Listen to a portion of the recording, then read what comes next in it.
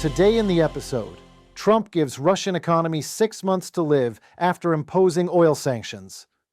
Ukraine can strike targets 3,000 kilometers deep into Russian territory. Zelensky. Remembering our colleagues, report about Alyona Gromova and Evgen Karmazin. The United States has introduced new sanctions against Russia's 2 largest oil companies in a move aimed at pressuring Moscow to enter peace talks over its war in Ukraine. The announcement came just a day after U.S. President Donald Trump said his planned meeting with Russian President Vladimir Putin in Budapest would be postponed indefinitely. Every time I talk to Vladimir, it's a good conversation, but nothing ever happens, Trump said. While the immediate economic effect on Russia is expected to be limited, the move marks a notable shift in Trump's foreign policy stance. The president had previously resisted imposing sanctions, insisting that such measures would only come after European countries stopped buying Russian oil. The Kremlin dismissed the new restrictions, claiming Russia was immune to their impact. The U.S. action follows similar steps by the United Kingdom, which recently sanctioned Rosneft and Lukoil, and by the European Union, which plans to ban Russian liquefied natural gas imports starting January 2027. Ukrainian President Volodymyr Zelensky welcomed the decision, calling it a positive signal from Washington, and emphasizing that stronger international pressure could help pave the way for a ceasefire. On Wednesday, Trump criticized Putin for lacking seriousness about ending the war, saying he hoped the sanctions might force a breakthrough. U.S. Treasury Secretary Scott Bessent said the sanctions were necessary due to Putin's refusal to end this senseless conflict, noting that Rosneft and Lukoil serve as key financial pillars of the Kremlin's war effort. But Putin has rejected the significance of these sanctions. They are, of course, serious for us, it's clear, and they will have certain consequences. However, they will not have a significant impact on our economy. We have repeatedly said that the European Union's unilateral restrictions were ineffective, and that the current EU elites were unable to recognize the obvious fact. The sanctions they are imposing against Russia are not working as planned. The sanctions they are imposing against Russia primarily work against the European Union. Brussels' ability to expand sanctions against our country has largely been exhausted. The reaction of the United States president was not awaited for long. He recently commented on that during a press briefing. Good, I'm glad he feels that way. That's good. I'll let you know about it in 6 months from now, okay? Let's see how it all works out. China's major national oil firms, PetroChina, Sinopec, CNOOC, and Zhenhua Oil, have decided to suspend seaborne Russian oil purchases, at least in the short term, due to concerns about secondary sanctions, the sources said. None of the companies immediately commented. The decision follows similar moves by Indian refiners, who plan to sharply reduce Russian oil imports in compliance with the new U.S. sanctions imposed over the Kremlin's war in Ukraine. A simultaneous drop in demand from Russia's 2 biggest customers, China and India, is expected to strain Moscow's oil revenues, force importers to seek alternative supplies, and potentially drive up global crude prices. OPEC is prepared to raise oil production and lift its current output limits if necessary to compensate for potential supply shortages following new U.S. sanctions on Russia's major oil producers, Kuwait's oil minister said. In a major policy shift, the Trump administration imposed sanctions on Russia's largest energy firms, Lukoil and Rosneft, prompting an immediate 5% surge in global oil prices. Kuwait is among several OPEC Plus member states that have already been gradually increasing production this year to regain market share after years of cuts. At its most recent meeting, the alliance agreed to raise output by 137,000 barrels per day starting in November. EU leaders have agreed to help support Ukraine's financial needs for the next 2 years, but stopped short of releasing billions of euros in frozen Russian cash to help fund the country's defense on Thursday night. A decision to use 140 billion euros in Russian assets held in a Belgian clearinghouse was pushed back until December after concerns were raised by Belgium.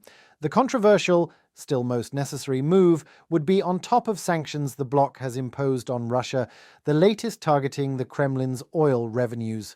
The Brussels meeting came ahead of a London summit on Friday, where UK Prime Minister Sir Keir Starmer will urge European leaders to boost long-range missile supplies to Kyiv.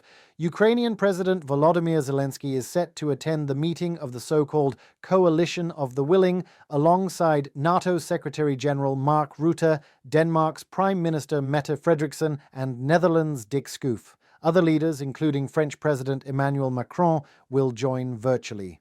European ministers held yet another talks in Brussels on Thursday about how billions of euros worth of frozen Russian cash could be made available to Ukraine as a so-called reparations loan. Many EU governments had hoped the leaders would back the plan and request the European Commission, the EU's executive body, to work out a formal legal proposal in the coming weeks. Because it really is that simple. It is an internationally legally recognized fact. Russia started this war and killed, burned and raped, annexed Ukrainian land and abducted Ukrainian children, and obviously should pay for reconstruction of the damage it caused, especially if these money already are held in Europe. These are the money that Russian terrorist Putin hold in EU banks and will use to do more terror if released to him. So the international community should have seen it as it is. Aggressors' money should have been released in favor of Ukraine, which is a victim of Russian aggression. But the final text, adopted after a marathon discussion, stopped short of greenlighting the plans. Instead, it asked the Commission for options for financial support based on an assessment of Ukraine's financing needs. Russia's assets should remain immobilized until Russia ceases its war of aggression against Ukraine and compensates it for the damage caused by its war, the declaration added. What is that? An attempt to get one more leverage over the Kremlin? Could be. What we know is that the aim is now for EU leaders to iron out the remaining concerns at another summit in December. This is a topic that is certainly not trivial. It's very complex. European Commission President Ursula von der Leyen said following Thursday's talks.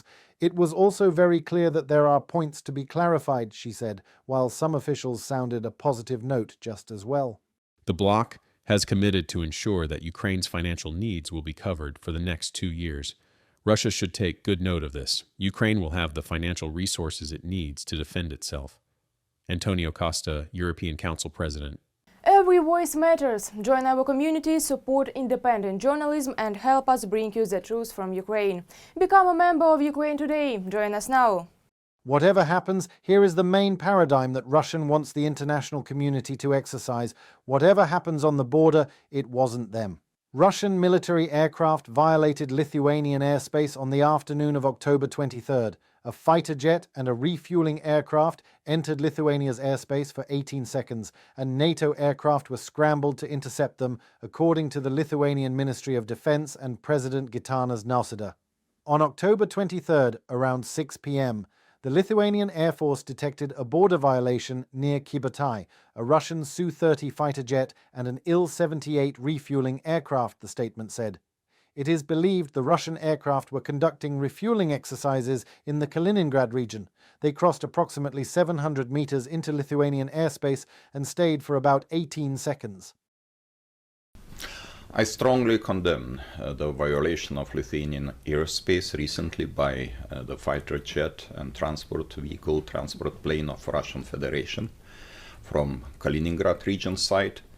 This is cruel violation of international law and territorial sovereignty of Lithuania, and we have to react to this. After that, the governments of several European countries, including Lithuania, said they were ready to shoot down Russian planes in case of a new invasion of their airspace. This caused hysteria in the Kremlin, especially after the Lithuanian defense minister gave an example of what NATO's attitude to these not us Russian provocations should be. 3 Russian fighter jets over Tallinn is one more hard proof that NATO's border in the northeast is being tested for a reason. We need to mean business. PS Turkey set an example 10 years ago. Some food for thought. Dovile Shakalien, Defense Minister of Lithuania. So maybe if Russians really want the international community to accept their "it was not us" paradigm, I guess there is a way. Next time, NATO just shoots the planes down and then just says, all good, the Kremlin was right, it wasn't Russian.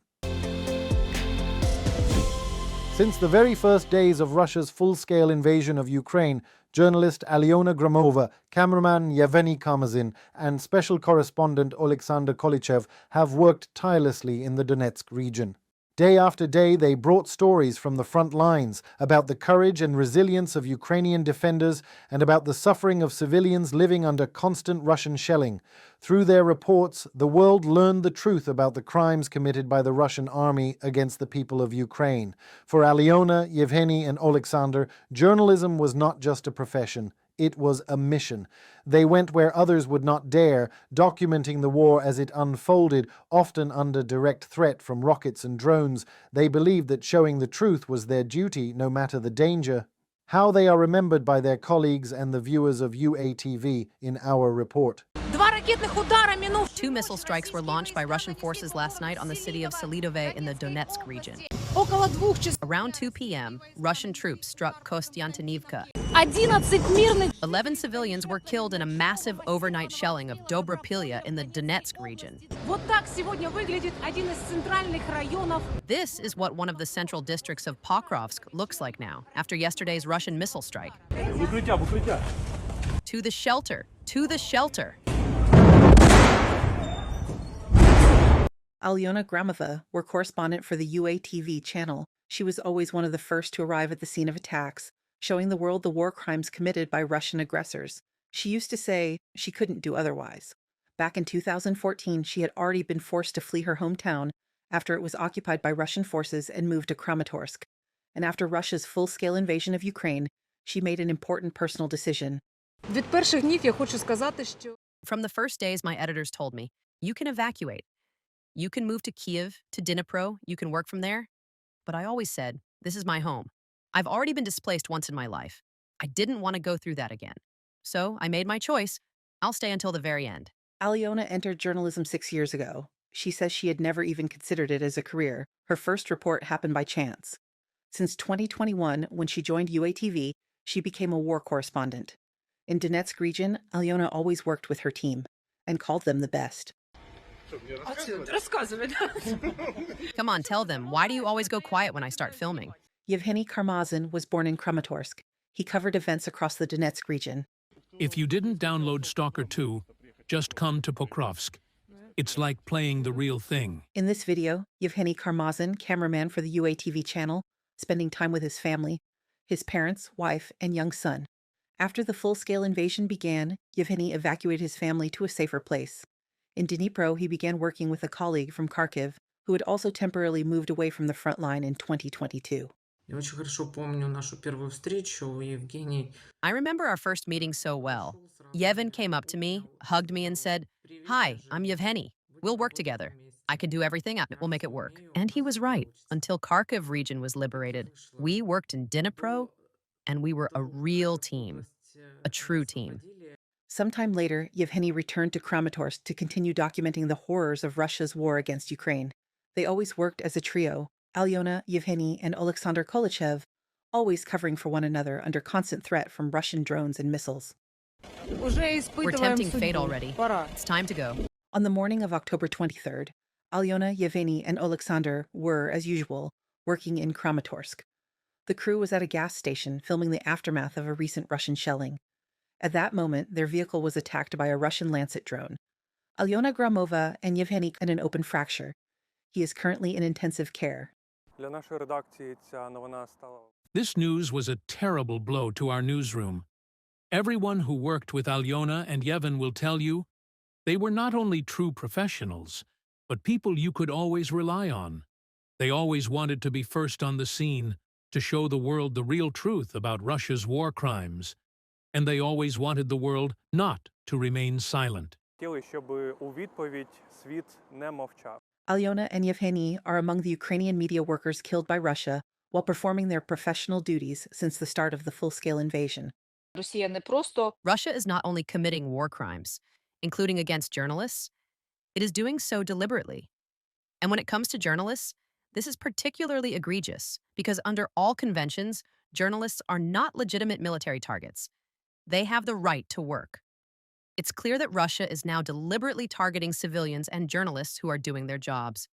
The Verkhovna Rada of Ukraine plans to establish a special commission to investigate war crimes committed against Ukrainian journalists. The